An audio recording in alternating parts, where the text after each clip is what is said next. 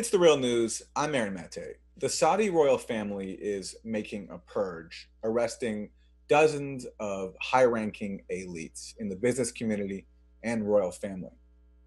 Meanwhile, it's widely believed the Saudis have also just orchestrated the resignation of its close ally, Lebanese Prime Minister Saad Hariri. But while the focus right now is on Riyadh, what about Washington? Under President Trump, the US and Saudi agendas have drawn even closer. And it's unlikely the Saudi kingdom would have made these moves without the White House's blessing. And one reason Washington and the Saudis are so close is because a lot of Saudi money has poured into Washington. Along with the United Arab Emirates, the Saudis have poured millions of dollars into Washington think tanks. And my next guest argues that that money has bought some influence in DC that has helped make this power grab possible. Ryan Grimm is the Washington, D.C. Bureau Chief for The Intercept. Welcome, Ryan. You write for The Intercept that this power grab in Saudi Arabia is a moment of reckoning for the Washington foreign policy establishment. Can you explain why? Well, for a couple of years now, the kind of conventional wisdom around Washington, fueled by this UAE and Saudi money, has been that Mohammed bin Salman, this now 32-year-old crown prince, was the hope for the future, the kind of like the modernizer, the reformer. Like, this is the guy that's going to lead Saudi Arabia into a liberalized, more moderate version of Islam. Is going to end the problems that the U.S. has had with Saudi Arabia's funding of extremism and on and on. Some of the propaganda that's been used to kind of push that line is you may have seen the thing about, well, now women are going to be able to drive. It actually wasn't that simple. They're studying the issue. You can't just rush into something as crazy as women driving overnight. But in general, the idea was that this guy was a reformer, and this line was sold with millions and millions and millions of dollars from the United Arab Emirates and from Saudi Arabia, propping up all of these think tanks around Washington. So now that kind of the veil is off, so to speak, people here in Washington are going to be put to the test. And they've always said, look, yes, we get money from a variety of different sources, but our sources of funding have nothing to do with our work product, our intellectual product. We are independent actors. And so now we're going to find out. Well, one of those think tanks that got a fair amount of money, which you exposed in The Intercept a few months ago, is the Middle East Institute. They got $20 million from Gulf states. Yeah. Can you explain that story? That's a big check right there. And that was just over 2 years. So this isn't like a $20 million over 10 years or 20 years commitment. And this is from one country. This is from the United Arab Emirates. And the United Arab Emirates has taken an outsized role relative to its size in the region here in Washington. Their ambassador, Yusuf Al-Otaiba, is effectively the ambassador for a number of different countries from the region there. They kind of all route their diplomacy through him. And in fact, his main PR firm, known as the Harbor Group, is now also Saudi Arabia's PR firm, which is very odd, because even among allies, you don't necessarily share a PR group, because this PR group has, they're in there for all of your private conversations about your strategy over the next couple of years. And by virtue of that alliance now, Otaiba and the UAE knows exactly what Saudi is going to do. That's only a problem if Saudi is completely comfortable just following the UAE's strategy in Washington. And so, yes, they kicked in a $20 million commitment. And what's even kind of more interesting on the side is where the money came from. They were offsets from arms sales. In other words, when a country buys arms from the United States, that's money going out of the country. So that they've set up this regime where the weapons maker has to promise to invest a little bit of money back in the United Arab Emirates, and those are called offsets. And so there's an added irony that the UAE took that offset money and pumped it right back into Washington, buying influence among these think tanks that then go and promote more arms sales. Speaking of ironies in promoting arms sales, if I recall right, correct me if I'm wrong, but your colleague, Zed Jalani at The Intercept, didn't he previously report that the UAE gave a $250,000 check to a group called the Center for American Security if they wrote a paper that also promoted a military deal that would have been advantageous to the UAE?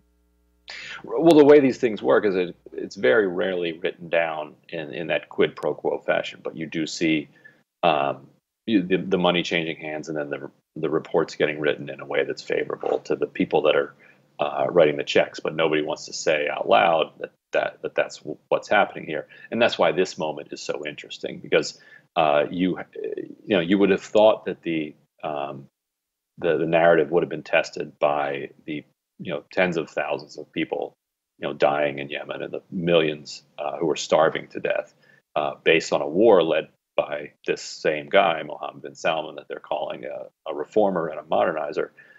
It hasn't, and so now when you have him rounding up some of these billionaires that people in Washington know, um, Prince Al Walid, one of the largest stakeholders in Fox News parent company, in Twitter, in Citibank. Like these are people who were very well known around the globe in the kind of the Davos set. And so now that Davos set that has been talking about Mohammed Salman as a reformer has to ask which side they're on. Right. You write in your latest piece for the Intercept that the Washington foreign policy establishment has basically struck a bargain with the UAE and the Saudis, in which the UAE and Saudis will pour millions of dollars into Washington, and in return, the DC establishment will pretend like these Gulf states are modern and trying to reform. Can you talk about that dynamic as it pertains to journalists? Because there are many prominent reporters who have been writing favorably of both these governments in recent years. Right, and this is a place where they're not funding. Well, that's not entirely true. The UAE funded uh, foreign policy's website for a very long time. If you'd go there, I'm not breaking news here. If you'd go there, it would say like this newsletter is funded by the embassy of the UAE.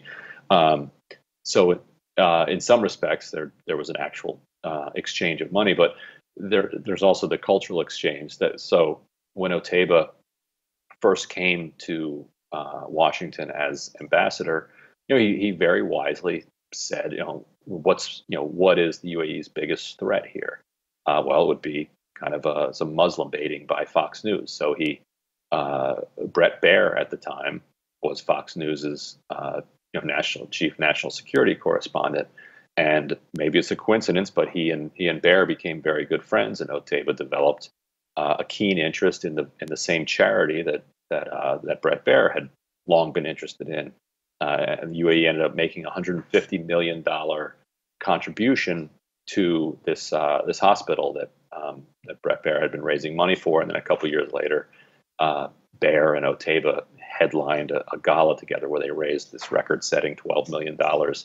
$1 million of it, which came from the UAE's foreign minister, for instance. And a couple of weeks later, Brett Baer is interviewing the UAE foreign minister without saying, without disclosing that the $1 million had exchanged hands and wound up at Baer's preferred charity. And so but at that gala, for instance, were all of the notable journalists, save the ones that couldn't make it in Washington. Otay was very good at. He's charming. He has a lot of. He throws these legendary dinner parties in town. He regularly funds luncheons and other kind of capital of the DC society. And by doing so, you kind of tangentially just wind up creating a lot of personal relationships with reporters. And he's also helped reporters get to the region, so that they can see firsthand for themselves like what's going on there. But for the firsthand tour is very much guided by they're not going to migrant labor camps. I would imagine. Right. Finally, Ryan, one thing I'm struck by in your reporting on the UAE and Saudi Arabia and their influence in Washington is how bipartisan this is.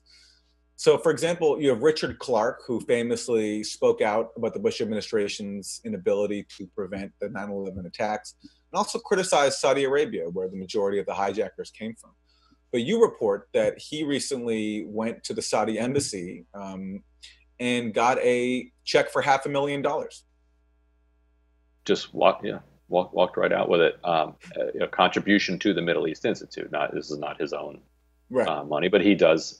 He now has a consulting company that does a lot of business with the UAE. So, some of it is some of this money changing hands is winding up in his hands, right? And he's the guy that is associated with his rock ribbed integrity, following the attacks of 9/11. So that you're right, it's bipartisan, and it's pervasive, and the combination of the war in Yemen, and now this rapid consolidation of power and roundup of any and all kind of critics or anybody else who's not a full-throated supporter of him certainly calls into question how committed he is to reform, and how vociferously people in Washington ask those questions now is going to suggest whether or not they are independent of their money sources. Well, we await to see. Ryan See, Grimm, Washington, D.C. Bureau Chief for the Intercept. His latest piece is Saudi Arabia's Government Purge and How Washington Corruption Enabled It. Thanks, Ryan. thank you. And thank you for joining us on The Real News.